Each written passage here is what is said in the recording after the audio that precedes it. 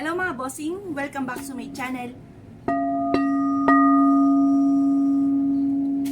Kayo po ba mga bossing ko ay parang iba yung panlasa po ninyo na parang hindi nyo mawari mga bossing bagamat kayo po uminom na ng gamot mga bossing, pero parang iba po, parang ikaw po ay nilalamig sa bagamat napakainit naman, napakasanting ng sinag ng araw. Maaaring may mga negatibo dyan sa katawan po ninyo na pwede nating alisin na sa mga simpleng pamamaraan lang ng mga bossing. Or kaya po parang pakiramdam ninyo itong mga nakalipas na buwan, parang lagi kang minamalas, parang ang daming mga pagsubok na dumarating. Ito po mga bossing, subukan nyo po ito mga bossing at makakatulong po ito. Dahil ito po yung ginagawa ko din, lalo na yung parang ako yung naglalaway kasi ganoon po ako mga bossing. Kagaya nung halimbawa may pinuntahan po kaming lugar. Sabi ko parang hindi ko mawari, parang ako yung naglalaway at alam ko rin pag ako yung nababalis mga bossing. Parang naglalaway ako na hindi ko mawari. Ngayon pa mga bossing, yung pala doon sa pinuntahan namin bahay, sa lugar na yon ay dati parang yung pong, hindi ko alam kung pwede sabihin dito, yung, alam niyo, yung mga yumayaon na, yung mga ganun mga bossing, yon meron palang ganun doon, kaya pala ganun ang aking pakiramdam. Ganun din po yung isang beses, punta po kami doon sa parang papuntang Tagaytay po yun, pero liblib po siya. Ako pa parang nasusuka na hindi mawari, yun, parang meron ako nararamdaman doon mga bossing, may mga pag-ugali akong ganun eh. Tapos, ayun nga po, parang ako nahihilo mga bossing. Bukod sa sobrang init, ay parang naglalaway ba mga bossing yan. Ngayon po mga bossing, kung kayo ay nakaranas ng ganyan na parang hindi mawari ang inyong panlasa, subukan nyo po ito. Or like kang minamalas, subukan nyo po ito. At makakatulong po ito upang sa ganun, mawala ko ano man ang mga negatibo dyan. Kasi kung may negatibo sa inyong katawan, nako mga bossing, maaaring magpapaagoy-agoy na yan, mawini sa karamdaman, tinatamad kang kumilos, tapos parang yung papahiga-higa ka na lang mga bossing dahil may mga negatibo sa inyong katawan. Kaya mas mainam, subukan nyo po ito, proven po ito mga bossing. Mag-aalis po tayo ng kamalasan mga bossing para puro swerte ang dumating.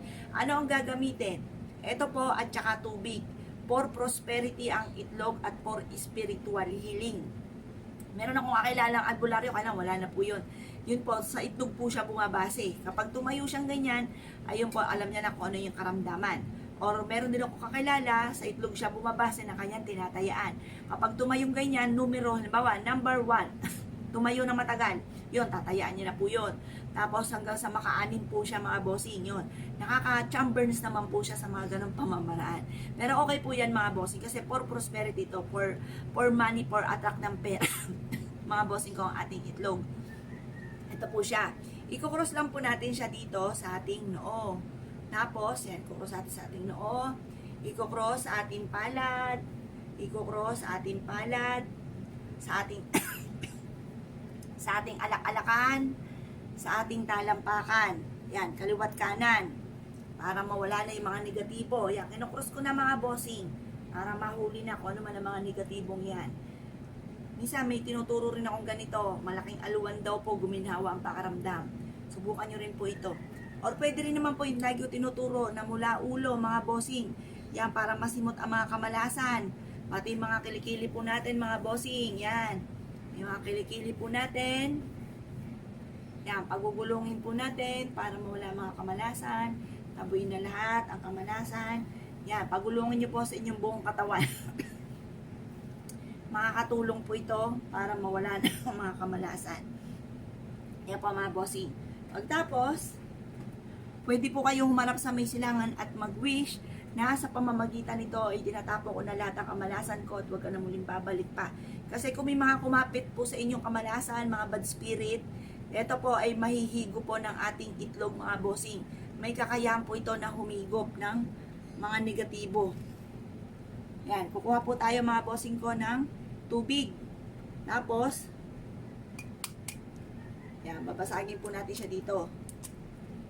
Yan. Ayan, nabasag pati yung ano.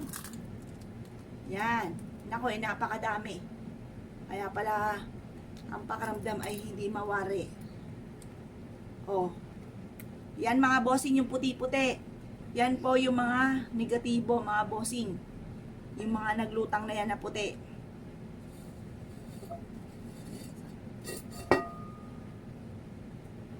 O yan mga bossing. mga nagliliparan pa.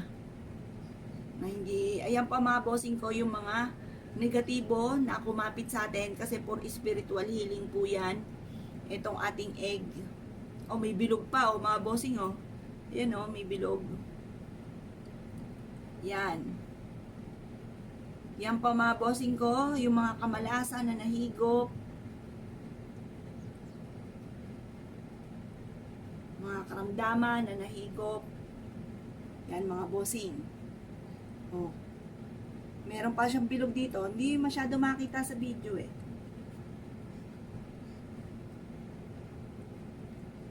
Ayan. Ang daming bilog-bilog mga bossing oh. Bilog-bilog. O yan mga bossing ko.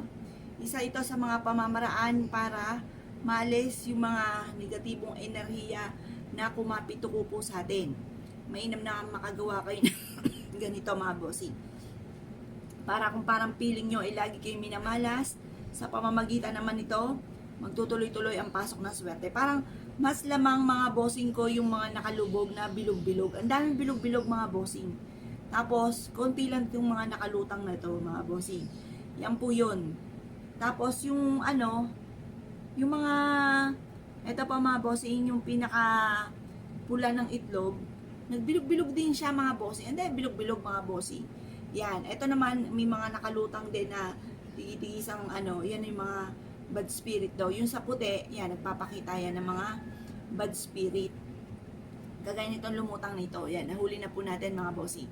Ngayon pa mga bossing, kung parang hindi nyo mawari ang inyong pakaramdam, nung isang araw ko pa ito gustong gawin eh, ngayon ko lang siya nagawa mga bossing. Ngayon pa mga bossing, ito ay proven.